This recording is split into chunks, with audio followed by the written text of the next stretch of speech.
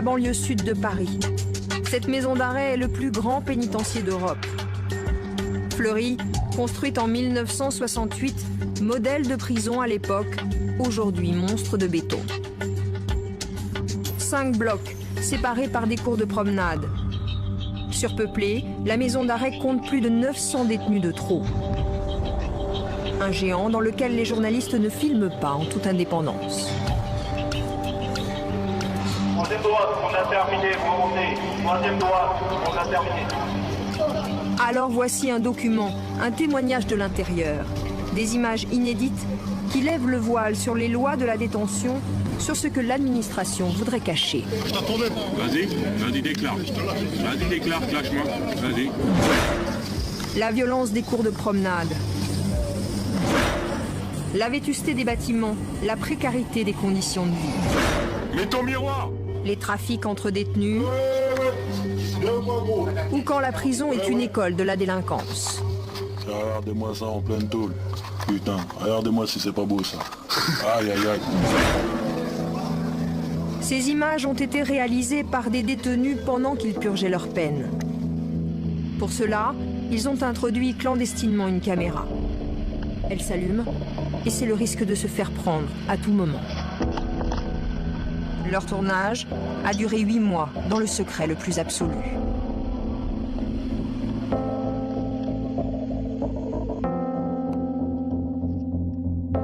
Ils sont 6 complices de la maison d'arrêt des hommes. Leurs surnoms, car ils en ont tous un en prison, ont été modifiés pour les protéger. Ces images nous emmènent dans l'intimité de leurs cellules. Nous passerons donc des unes aux autres. La première est celle de Hugo Lamas et de Ficelle. Les 2 garçons viennent du même quartier, ont fréquenté le même collège. Les voici unis dans 9 mètres carrés à Fleury. Ficelle, dit le novice, tient la caméra. C'est son premier séjour en prison. Ni noir, ni or. C'est exactement ce qui se passe ici, là. Ficelle est là pour de multiples vols, condamné à 18 mois. Son codétenu, Hugo Lamas, est un accro des jeux vidéo. Il a acheté sa PlayStation en prison. C'est permis par l'administration. C'est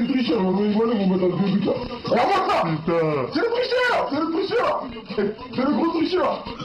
Hugo, un ancien de Fleury. Il y a passé plusieurs années. Cette fois, il est là pour des braquages. Il a 25 ans. Dans la cellule numéro 2, notre personnage s'appelle Jenko, filmé ici par son codétenu. Jenko est le plus souvent collé à sa fenêtre, à fumer des cigarettes de hashish. Oh, voilà. Alors là, c'est la promenade. C'est le ghetto. S'il te plaît, Kelly, viens avec nous dans... La télévision, comme dans toutes les autres cellules, est allumée en permanence. Shazad, en direct. Jenko est en détention pour un homicide volontaire, pas encore jugé. Il entame sa 2e année à Fleury. La 3e cellule où la caméra a pénétré est celle d'Ali le solitaire. Ce jour-là, il filme et commente ses poubelles. Ouais, ils veulent plus ramasser les ordures. Depuis maintenant une semaine. Pas de prison. Voilà, là, ils tombent là-haut. Ali a lui-même endommagé sa porte. Voilà pourquoi les surveillants ne ramassent plus ses ordures. Ali, condamné pour trafic de drogue, il connaît très bien le Détroit. La division 3, où il purge sa peine. Ouais mec, ouais gros, bienvenue au Détroit. Moi, je vais vous parler un peu des vies en détention, des divers problèmes qu'on rencontre ici.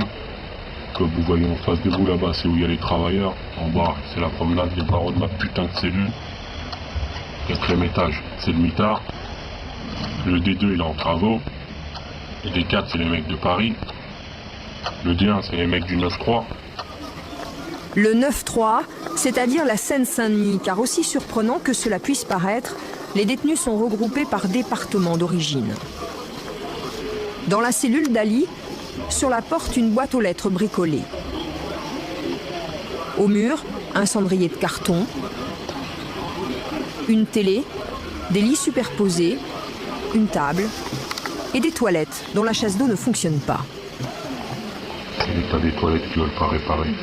Des toilettes isolées par un simple muret. Ouais, dans les toilettes, il n'y a pas de porte. Donc on en a fabriqué une nous-mêmes. Donc on a pris un fil de drap. Voilà.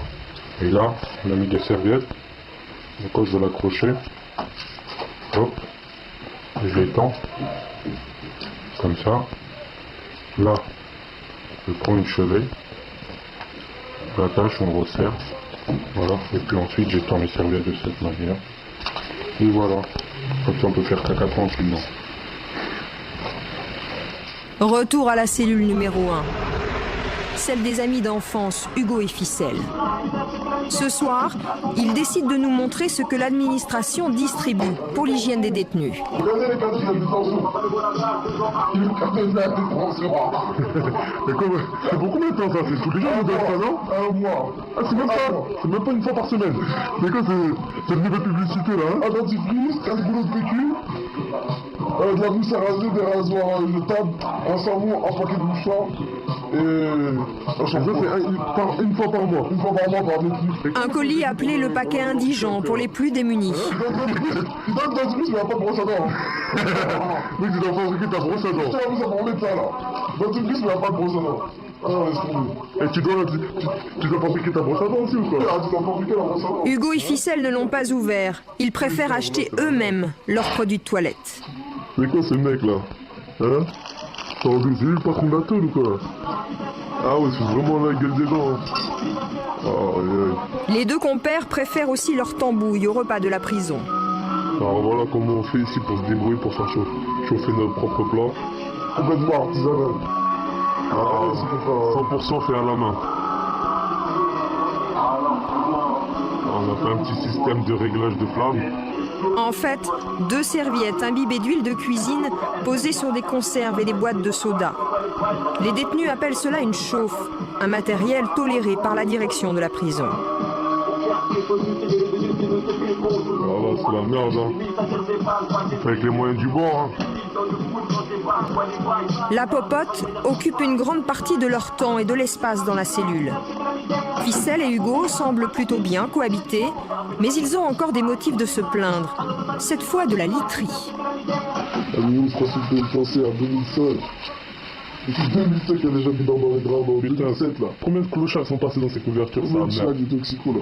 Ils ont des maladies, on sait même pas. On peut lire à l'envers comme à l'endroit. Cellule numéro 2, chez Jenko. Il filme son codétenu. Filme un peu l'état des barreaux là et tout là. Leur faire voir aux gens. Oh, regarde. Regarde tonton. Regarde cette merde là. Il n'y a pas de vitre à la fenêtre. Eh, on est en cellule là mon gars, on est en hiver. Tu comprends quelque chose ou quoi? Tes mains gros. Aïe aïe aïe. Tes mains ici aussi. On est en plein mois de novembre là, fin novembre. Trou là. À droite là-haut, les gros trous là. On est pire que les SDF dehors, ils sont mieux que nous. Ah franchement, c'est un truc de ouf, laisse tomber. Je sais pas trop quoi dire. Les draps là. Ils empestent le sexe. Ils puent mon pote, toutes les 2 semaines s'ils changent ça. Ils pourraient faire ça au moins une fois par semaine. Mais non, une fois toutes les 2 semaines. Ça serait la moindre des choses. Ici, les toilettes sont isolées du reste de la pièce. Les chiottes toutes pourries. Malveillance ou colère, Aïe aïe aïe. impossible de savoir exactement pourquoi il n'y a pas de vitre aux fenêtres. Les détenus briseraient leurs carreaux en été car l'air serait irrespirable. C'est à la promenade que les complices des 3 cellules se retrouvent. Ali et Ficelle discutent entre eux. T'as écrit pour aller au D2 ou quoi? T'as écrit pour aller au D2? Ouais, c'est encore en construction là. Faut pas le Il a dit c'est pour ceux qui ont les petites peines, il y en a. Regarde, tout ils jettent par terre, hein, ces bâtards. Des détritus jetés par des détenus depuis leur cellule et qui s'échouent ici. Putain, zut les bouches, hein, c'est la merde les choses. Regarde, viens voir, viens en hauteur. Zut, là c'est les trous en haut, déjà il y en a un cassé là, celui-là. Celui-là qui est en haut, celui-là, et là-haut c'est la face, c'est chaud. Et l'eau dure maintenant, il y a qui vient? Angelo il douche dedans. Je suis mort. Frère, Angelo s'est douché dedans. Maintenant qu'est-ce qui lui est arrivé? Les boutons là, les trucs cheveux.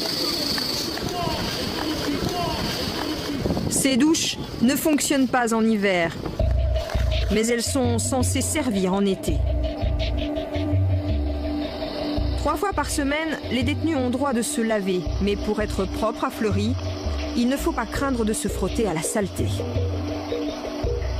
Au plafond de ces douches du Détroit, les tuyaux sont rouillés et les murs couverts de moisissures. Les règles pénitentiaires européennes demandent que les installations soient suffisantes pour une douche quotidienne si possible. Ici, on est loin du compte. Elles sont collectives et pour certaines, hors service.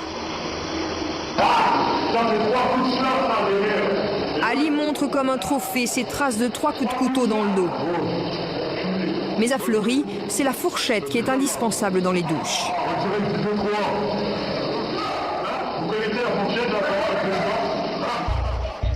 Car c'est une fourchette qui bloque le débit de la douche et lui permet de couler en continu. Le gant de toilette autour du pommeau, c'est pour éviter que les jets de la douche ne se dispersent. Et aussi pour permettre à l'eau de rester chaude plus longtemps. Les eaux usées ne s'évacuent pas.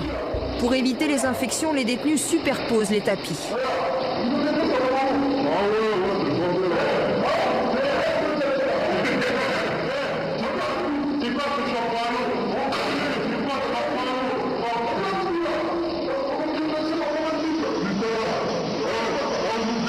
Les détenus viennent ici par groupe de 8. Selon le règlement, ils disposent de 10 minutes, déshabillage et habillage compris.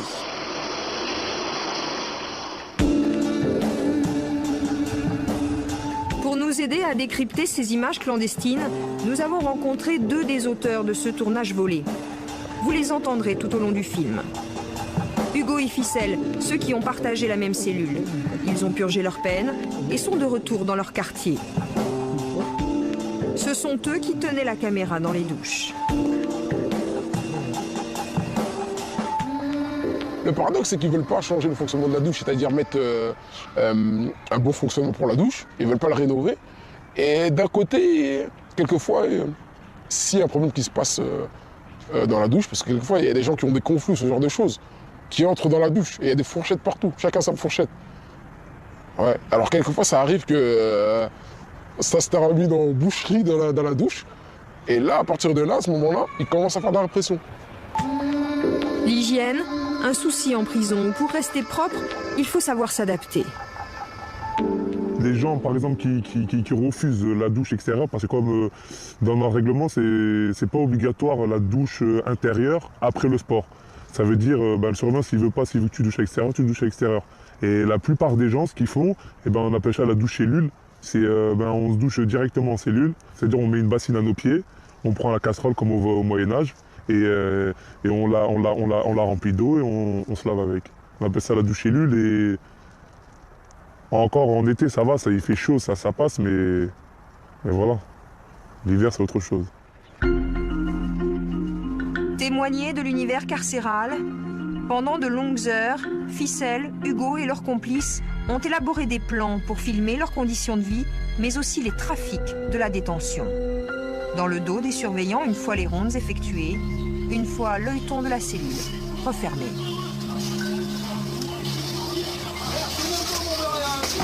Cellule numéro 1, celle justement des 2 compères. Hugo filme, Ficelle fabrique. Toi, t'es pété du cerveau, quoi. Ouais. Les ciseaux sont à bourron, autorisés par l'administration. Ça se coupe pas jusqu'au bout, hein. Faut arracher. Aujourd'hui, c'est atelier couture, à l'aide des draps de leur lit pour confectionner un outil pour eux indispensable, le yo-yo.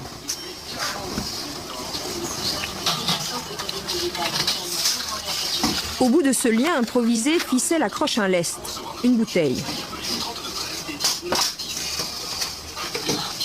Il va s'en servir comme d'un lasso pour l'envoyer à la cellule voisine, celle de Jenko.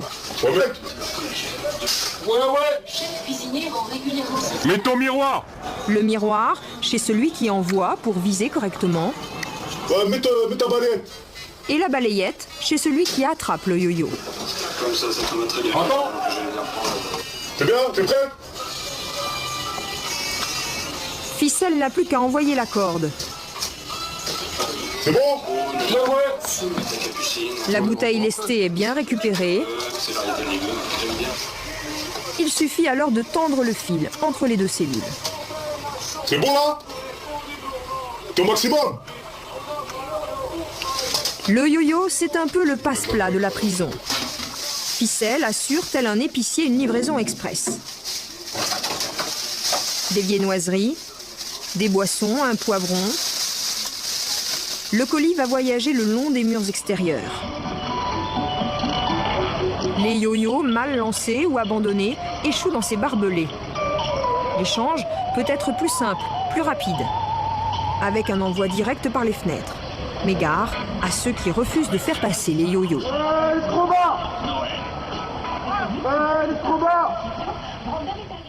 Quelquefois, ça arrivait, à un moment, ça arrivait qu'il y avait un détenu, il venait d'un transfert, il arrivait sur notre ligne, on faisait des yo-yo, il ne voulait pas faire passer le yo-yo. Alors qu'on avait besoin de lui, parce que la cellule d'à côté, il n'y avait personne, l'autre cellule d'à côté, il n'y avait personne, ça veut dire qu'on ne pouvait pas l'envoyer à plus de 3 cellules, on lui dit, fais passer le yo-yo. Il dit, non, non, non, je ne fais pas passer le yo-yo, j'en ai marre, je ne fais pas passer le yo-yo. On l'a dit, les gens, ils ont dit, t'es fou, fais passer le yo-yo, là, on est obligé, là. Non, non, je ne fais pas passer, je ne fais pas passer, je ne fais pas passer. Il y a le mirador en face, moi je viens d'arriver, transfert disciplinaire, j'ai pas envie d'avoir des problèmes ici, et je veux même pas que le mirador il me voit. Il a dit, mais tout le monde fait des yo-yo ici, t'auras pas de problème. Non, non, non, je veux pas. Ben, il est descendu en promenade, il s'est fait casser la gueule, hein. Il a des fois. Non, pas par nous. Ah non, pas par nous. Mais il s'est fait casser la gueule. Il s'est fait casser la gueule pour ça. Ceux qui circulent en prison, ce sont d'abord les produits de cantinage. Ali le solitaire, sa cellule est une des mieux fournies. Voilà, aujourd'hui c'est les cantines boissons qui sont passées. Ils viennent, ils posent ça devant la porte.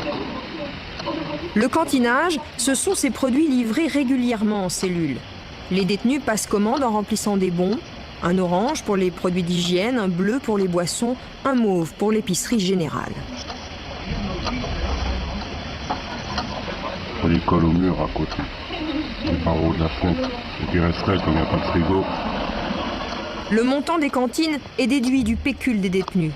Il n'y a en théorie pas d'argent liquide en prison. Et pourtant, chez Ali, voici plusieurs centaines d'euros. La recette du jour. Et des téléphones portables, rechargés par ce poste de radio bricolé. Ali n'est pas une exception à Fleury. Dans la cellule numéro 2, Djenko et son codétenu ont aussi leur trésor de guerre. C'est la tôle. Leur yo-yo est loin de servir uniquement à dépanner les collègues en paquet de pâtes. Regardez. On m'appelle le cow-boy. Champion de Fleury du Détroit. Du lancer de yo-yo. En fait, Djenko est ce qu'on appelle une nourrice. Il cache dans sa cellule la marchandise d'autres détenus qui, eux, trafiquent. En échange, il obtient de quoi fumer gratuitement. Et voilà ce qu'il garde précieusement. Des puces, des téléphones portables et des barrettes de hashish. Ouais, Banzai. Ouais, ça se drogue ou quoi chez toi? Aïe aïe aïe. Regardez-moi ça en pleine tôle. Putain, regardez-moi si c'est pas beau ça. Aïe aïe aïe. Sors le 5,20. 5,20, regardez. Le 5,20, c'est 25 grammes de cannabis. 200 euros. Prix d'amis, hein. 2 fois plus cher que dehors. Voilà, de la fraîche, fraîche, cash money. Pendant le tournage, la cellule a bien été fouillée. Mais les surveillants n'ont jamais trouvé la cachette. Là, quand on te guette, n'oublie jamais, avec ton roule un joint, toujours de dos. Ouais, bah là c'est bientôt la promenade. Il va nous annoncer le premier ou deuxième tour. La petite promenade d'une heure, 1h30. Grosse galère quoi.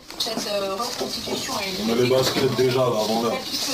Il, c'est le surveillant de l'étage. Ouais, il va pas trop tarder là. Bon, va sur rien. Ça va bien? Tranquille? Ah, C'est cool, c'est cool. Ok. Eh voilà, cet enfoiré. On a quel tour? Ah, ça va, les écoutes. Quel tour? Ah non, je sais même plus du coup. Premier ou deuxième? Ah, on va re-regarder l'enregistrement, on va savoir.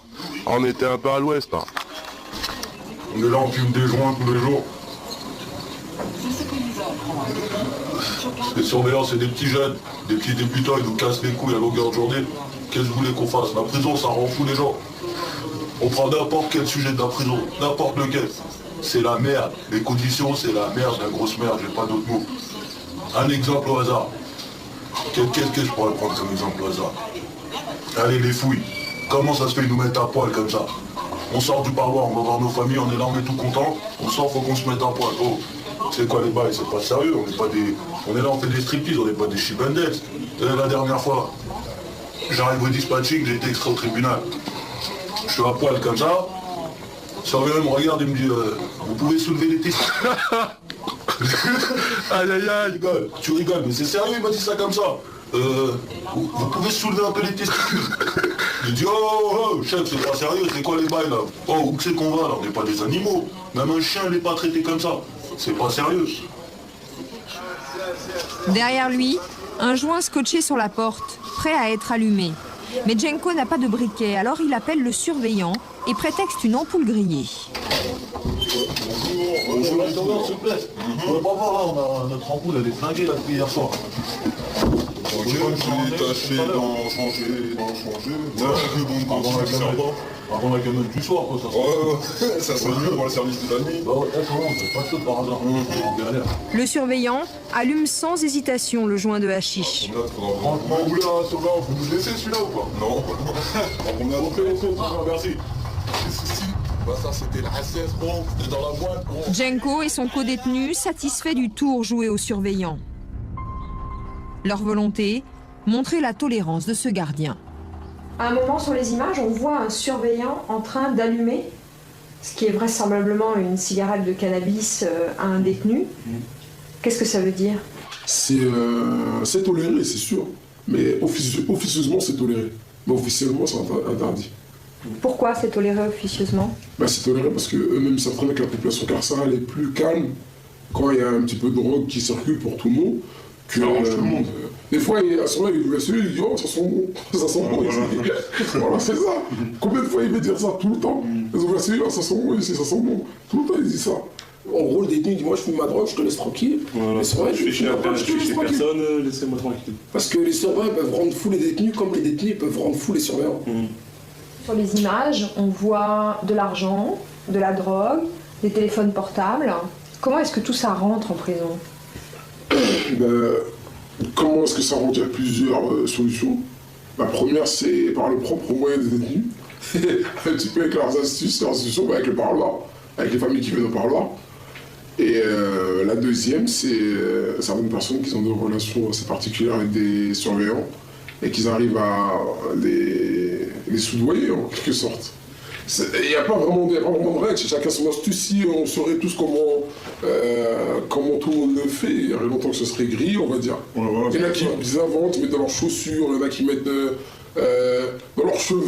Ils modifient leurs chaussures, ils les mettent à l'intérieur. Ouais. Plein d'astuces. Mais après, chacun sa petite astuce, il y en a qui ne révèlent pas trop pour pas que après. Voilà ce que mais la plupart du temps, en général, les gens, ils entreposent ça dans leur derrière. Dans leur derrière. Mais c'est là, là c'est même pas la porte. C'est le seul endroit où ils peuvent pas brûler, quoi. Et vous avez réussi à faire rentrer quoi? Nous, ce qu'on a réussi à faire rentrer, tout.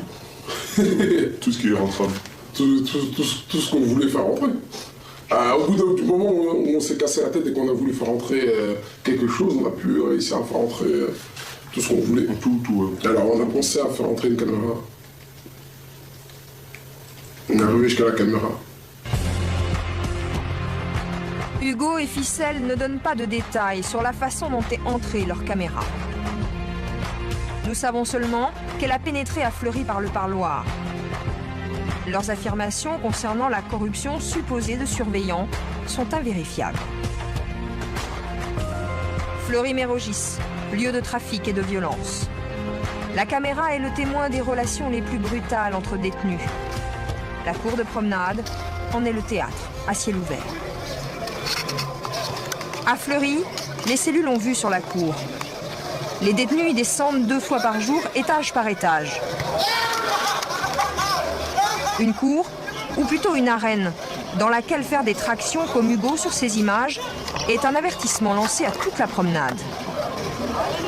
L'endroit est celui des règlements de compte.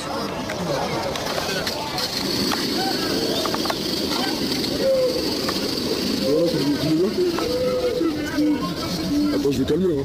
Ouais, va calmer, va calmer.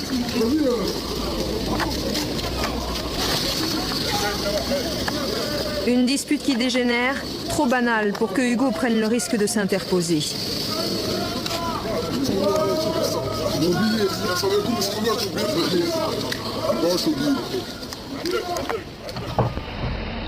Bah ici, contrairement à ce qu'ont dit les gens, bah, c'est la loi du plus fort, comme partout. Hein. C'est un peu comme dehors, chacun a son terrain et il faut un peu poser ses marques. Pour arriver pour faire mes marques, j'ai dû me bagarrer au départ. Voici bientôt 1 an que je suis là. Moi, je me suis fait attraper pour un petit fait, vous voyez. Une catégorie correctionnelle, je suis passé en comparaison immédiate. On m'a condamné. Et moi, maintenant, quand je marche en promenade, je marche avec des tueurs, des meurtriers, des trafiquants internationaux. Et je vous le cache pas qu'à certains moments, ça nous donne envie quand on entend le goût de l'argent, quand on entend certaines sommes. Ben, en bref, il y a des mélanges de certaines personnes qui ne vont pas avec d'autres. Ouais, moi par exemple, je serre la main à un mec demain, cet après-midi, je vais aller en promenade, je serre un mec qui a fait un attentat. Je dis pas pour autant que je vais rentrer dedans, mais j'en connais plusieurs. Voilà. Des détenus déjà condamnés côtoient à Fleury des prévenus en attente de jugement. Dans la cour, les prisonniers sont livrés à eux-mêmes. Ouais, mec, avec les lunettes là, viens voir. Ouais, t'es de mon trop, toi, gars. Qu'est-ce que tu fous là? T'es jugé? T'as pris combien de temps? 3 mois? 3 ans? Aucun surveillant ne descend pendant la promenade. Ils sont cantonnés là-haut, dans les miradors. Ça, c'est le mirador. Ça se trouve, vous voit, c'est Troisième droite, on a terminé, vous remontez. La surveillance se fait de loin et un endroit échappe totalement à la vue du mirador. Il s'agit du préau. Un recoin sombre au fond de la cour où, là encore, les détenus jouent des muscles. Ficelle et Hugo s'y trouvent quand un homme se fait subitement prendre à partie.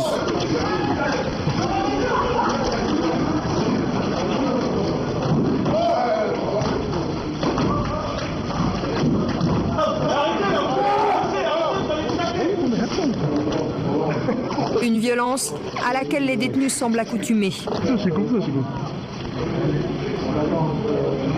Attention qu'on ne voit pas là, ouais, ça va, hein. Pour que l'homme soit vu et secouru, d'autres le traînent jusque sous le nez des surveillants.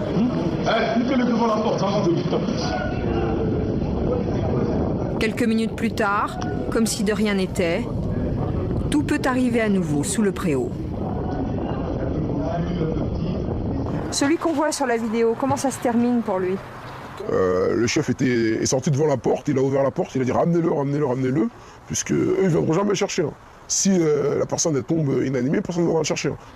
Surveillant au maximum ce qu'il fait, une fois que la porte est ouverte, il fait 3 pas en avant, il est dans la promenade à 3 pas de la porte, c'est tout. Jamais un surveillant n'entre dans la promenade quand il y a les détenus qui y sont. Et pourquoi est-ce que les surveillants ne sont pas dans la cour de promenade? C'est pour une raison de sécurité. La promenade, on est beaucoup de détenus et ça risque de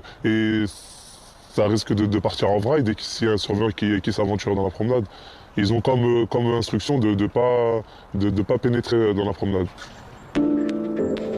Le détenu passé à tabac n'est jamais réapparu. La rumeur de la cour le présentait comme un pointeur, c'est-à-dire un violeur dans le langage de la prison. Une rumeur invérifiable.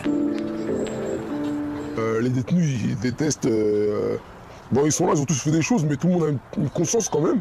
Et ils détestent un petit peu les violeurs, d'autant plus les pédophiles. Ce genre de crime-là, là-bas, c'est un petit peu... on n'entendra jamais quelqu'un crier haut et fort qu'il a commis... un tel crime, ça n'existe pas, personne ne pourra crier. Certaines fois, quand les détenus ont des doutes sur un autre détenu, on lui dit « Toi, t'es là pourquoi? C'est bizarre, ton histoire ne tient pas debout, qu'est-ce qui se passe ?» On lui dit « Descends ton mandat de dépôt, descends ton mandat de dépôt ou descends ta condamnation. » Et le mec, en général, en tout cas, quand c'est un pointeur en pédophile, il disparaît directement. Mais c'est violent. C'est violent, mais on va dire c'est pas la chose la plus violente qu'on peut voir sur le préau. Qu'est-ce que vous avez déjà vu, vous, sous le préau, en plus de ce que vous avez filmé? Sur le préau, on a vu des 10 contre 1, des 20 contre 1, des 20 contre 20. On a vu des coups de fourchette, on a vu des coups de couteau, des balafres, on a vu des décoffrages, des gens qui viennent, qui appellent les gens, sors ce que tu as dans les fesses, dans ta drogue. On a vu des gens se faire baffer dans ta drogue, dans tes cigarettes. On a vu des gens essayer de cacher sur eux des postes, des trucs pour les descendre à d'autres détenus qui les raquettent, d'autres qui descendent leurs chaussures pour les donner à d'autres détenus qui leur ont dit de les descendre. Il y a tout ce qui se passe dans le préau, quoi. Hugo, Ficelle, Ali et Djenko n'ont pas eu à s'en faire en détention. Issus de la même cité, ils se sont protégés les uns les autres. Dedans comme dehors, ils n'ont jamais été du côté des plus faibles.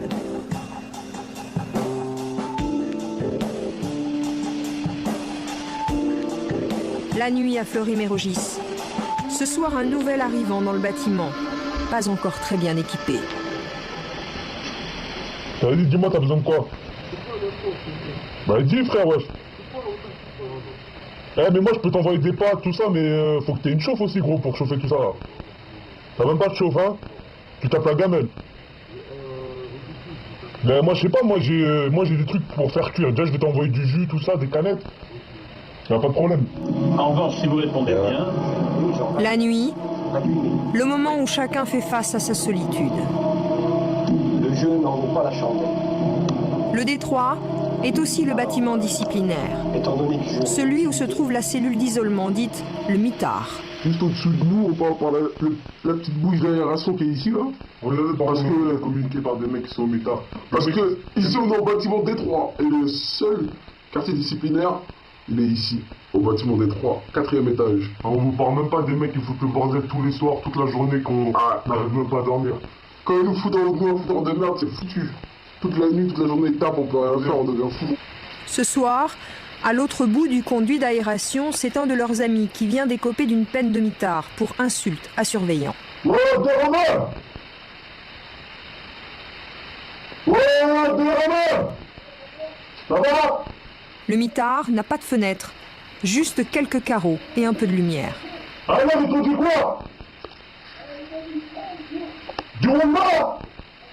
Ah, ils t'ont mis 30 jours! Mais non, c'est un truc de ouf, ça! Ah, mais c'est des malades mentales! 30 jours, c'est la plus lourde peine possible au mitard. Ah ouais, putain. C'est des ouf, je crois qu'ils savent pas c'est quoi d'être au mitard, faudrait les mettre au moins un jour au moins au mitard pour qu'ils voient c'est quoi, avant de mettre des jours comme ça, là. Parce qu'ils sont tranquilles dans leur bureau, tu vois. Ils savent pas c'est quoi le mitard, je crois. Parler, Ouais, s'indigner, compatir, être solidaire, ouais. c'est comme bien se nourrir en prison, fondamental pour le moral. Alors, si Ficelle s'occupe du mitard, dans la cellule voisine, Ali explique comment fabriquer une chauffe, avec quelques boîtes de conserve. Je vais vous apprendre comment faire une plaquette chauffante électrique. Alors, pour commencer, je rentre tout cela dans la grande conserve. Voilà.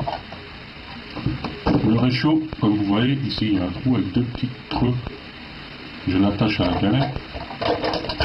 Au cas où, s'il ne tient pas, il tient sur la conserve, donc il risque pas de tomber. Qu'est-ce que je voulais dire? T'as parlé à propos de ta colonne là, vertébrale là, au niveau du dos là. Ficelle tient le mitard à bout de bras, J'en avais rien à foutre. avec la force de celui qui découvre la prison.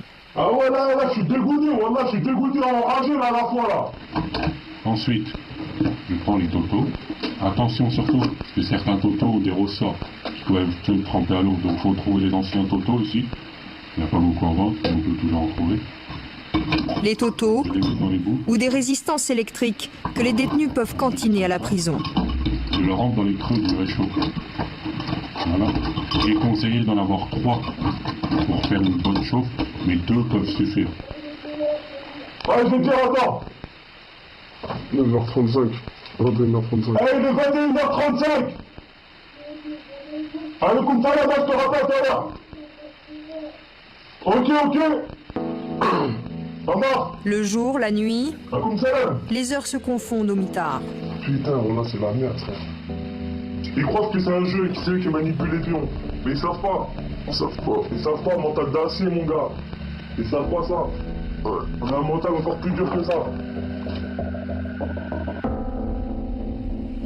Voilà, vous avez votre écho. Cependant, cela prend une dizaine de minutes à faire, voire 5 minutes. Démonstration façon téléachat terminée pour Ali. Les chauffes et les moyens de la débrouille se transmettent en prison depuis des générations. Ok. Jenko allume son énième joint de cannabis. Sa vitre n'est toujours pas remplacée. C'est parti. Belle quand j'ouvre la tête. Oui, bon, pas. Aussi, vas-y. Ce soir, tu sais. il a encore quelques affaires en cours. Ah, je pars chercher la balayette, gros. Ficelle le novice a tout appris des règles de la prison. Vas-y. C'est parti. Putain, elle s'est emmêlée. Aïe, putain. Tombé. L'art du yo-yo et l'humour de la tôle. Ah, il taille sa mère, hein. Et la fenêtre, elle se ferme mal, mais la porte, elle ferme bien, hein. À la porte d'un celui, elle ferme très très bien, même. Ça là. Dernier de la bande, Hugo. Il a changé plusieurs fois de cellule avant de retrouver Ficelle. Mais il s'est fait saisir sa PlayStation. Alors il est en colère. Les gens qui disent oui, mais c'est des détenus, ils sont en détention, c'est de leur faute, ils ont mérité d'être là-bas, alors c'est leur problème, mais en détention, je veux dire, tous les jours il y a des gens qui rentrent en détention, mais tous les jours il y a des gens qui sortent aussi de détention. Et quand on est dehors, après on tombe sur des gens qui sont plus réinsérables du tout, ça tombe pas du ciel, hein, parce que quand on subit la détention d'ici, avec toutes les injustices qu'ils nous font du début jusqu'au jour de notre sortie, moi je comprends un peu que, et là qui sortent, ils ont plus trop envie de suivre le droit chemin. Hein. Avant que la caméra ne quitte Fleury, Ali a une dernière contribution. Je vais vous parler d'un fait qui s'est passé au mois d'août. Au mitard, là où il y a un mec qui s'est suicidé, il a foutu le feu dans sa cellule avec la fumée. Je crois qu'il s'est étouffé ou je sais pas, j'ai rien compris. Donc le mec il s'est étouffé parce qu'il devait sortir le 18 de prison, et le 22 il est toujours resté au mitard, il a cédé, il a fait le téléphone. Là, je suis là où le signaler, et que ça arrive fréquemment, contrairement à ce qu'ils peuvent dire à la télé, comme j'ai entendu dernièrement. Là. Nous n'avons pas pu confirmer ce suicide ou cette tentative de suicide dont parle Ali. L'année dernière, 5 détenus se sont donné la mort à la maison d'arrêt de Fleury-Mérogis. Été dernier, comme à chaque fois, les prisonniers brûlent leurs draps pour le 14 juillet. Une fête aux allures de rébellion.